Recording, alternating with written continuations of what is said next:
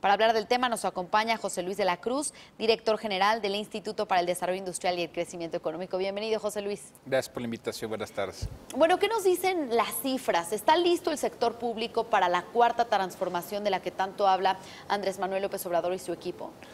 Para nosotros este es un punto medular porque al final de cuentas hay una gran confianza del próximo gobierno de que a través del gasto público, ya sea gasto corriente, gasto social o inversión, se puede solucionar el problema de bajo crecimiento, de precarización del empleo y de pobreza. ¿Qué dicen las cifras? La semana pasada el INEGI publicó su informe anual sobre el valor agregado que genera el gasto del sector público en sus 3 niveles de gobierno. Y lo que tenemos es de que en 2017 hubo un retroceso de 3.7% en ese valor agregado.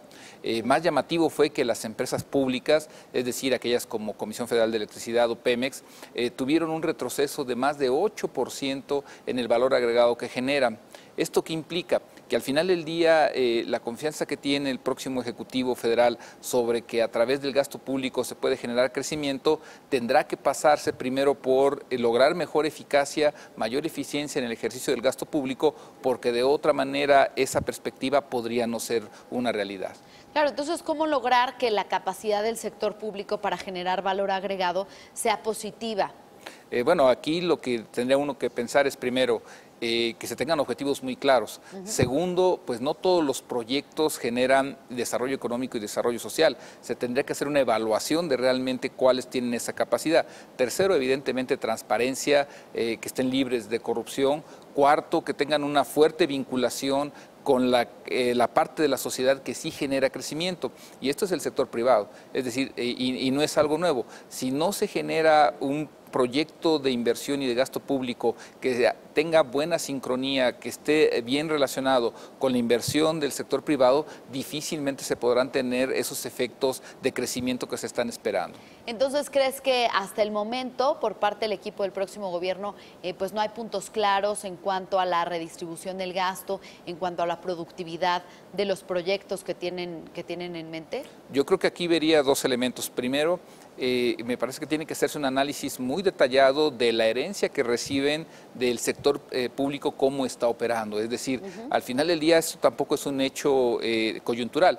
Si nosotros revisamos las cifras desde el 2004 hasta el 2017, en promedio el valor agregado que genera el sector público es negativo. Y segundo, pues evidentemente después de ese análisis también tener uno muy claro de cómo se va a ejecutar, qué proyectos se van a ejecutar y sobre todo qué incidencia van a tener, porque si esas dos cosas no están bien homologadas, evidentemente que podríamos llevarnos una sorpresa. Entonces, lo que se entrega en esta administración, ¿cómo impacta los planes del próximo gobierno? De inicio me parece que sí va a ser un reto, un desafío, poder echar a andar un sector público que tiene una inercia de bajo crecimiento, que tiene una inercia de escaso valor agregado, y pues yo creo que eso también fue parte de lo que se reflejó en la votación. Una sociedad que lo que está buscando es mayor crecimiento, mayores pilares de seguridad, desarrollo social, mejor educación, mejores sistemas de salud, y en donde el sector público no necesariamente está preparado para enfrentar ese reto. ¿Cómo romper con esta inercia? Si bien decías, por un lado tenemos los temas como la pobreza, la corrupción, la inseguridad, la economía informal, por otro lado, pues sectores que están bastante fortalecidos, como el sector automotriz, el sector aeronáutico, pero ¿cómo lograr esta sincronía que ya decías del sector público, el sector privado, y lograr todos estos proyectos que, pues bueno, sin duda son muy ambiciosos, y también programas sociales que buscan pues lograr un mayor crecimiento económico, pero pues tanta ambición a veces es difícil ver que se logren estos proyectos, sobre todo en el corto plazo, ¿no? Que tal vez son temas que se resolverían de manera transeccional.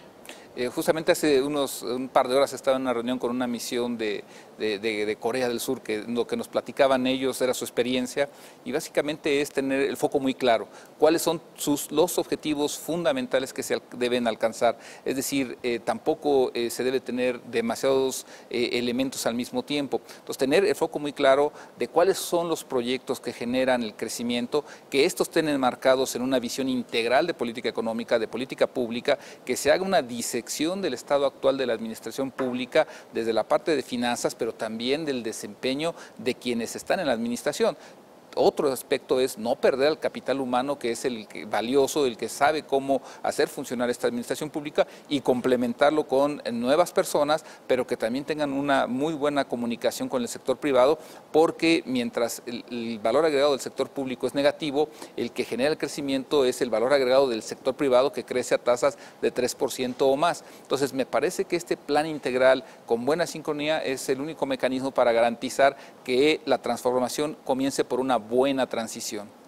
Una buena transición que, como mencionabas, pues estos planes, tal vez todos los proyectos que se tienen en mente se deberían de, pues no sé, dividir a lo largo de los próximos 6 años, no decir como que todo se va a empezar desde un inicio. Bueno, yo creo que aquí, y mencionas hace rato algunos de los sectores, es importante de alguna manera blindar aquellos sectores que están funcionando bien, que hacen que entidades como Aguascalientes, Guanajuato, San Luis Potosí crezcan a tasas de más del 5%, y por otro lado tener un programa muy bien estructurado que fomente el crecimiento económico desde las bases, educación, salud, llevar empresas hacia el sur-sureste, que es probablemente la región más rezagada, y en donde ahí se necesitan otro tipo de programas, y me parece que tener esos diferenciales productivos a nivel sectorial y a nivel regional es muy relevante. Bien, pues muchas gracias por compartir con nosotros este análisis que hacen en el IDIC. José Luis, gracias por acompañarnos. Gracias por la invitación. Gracias, muy